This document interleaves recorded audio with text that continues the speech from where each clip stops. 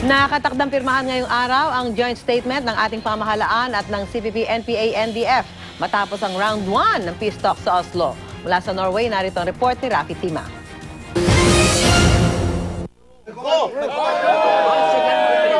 Sa hudyat mula kay GPH Peace Panel Chairperson Secretary Sylvester Bello III, sabay-sabay na nagsalo-salo ang mga panel members ng pamahalaan at ng CPP-NPA-NDF sa budol fight na inihanda ng Filipino community dito sa Oslo, Norway. Game na nakisalo ang mga kilalang leader ng rebelding grupo sa tradisyon ng kainang kadalasan ay ginagawa ng militar. Ako ay pusong papasalamat sa inyong lahat. Ako ay napalaban.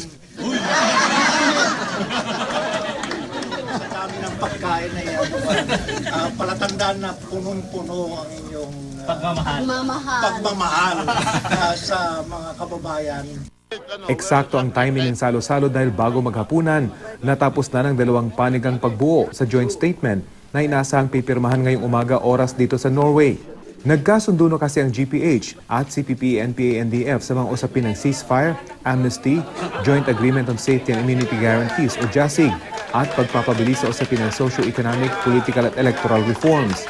Maging ang mga tauhan ng Foreign Ministry ng Royal Norwegian Government na siyang third-party facilitator at gumastos para matuloy ang peace talks na ito, hanga sa ipinakitang pagkakaisa ng dalawang grupo. They're solution-oriented. They like each other. And it makes my job so much easier.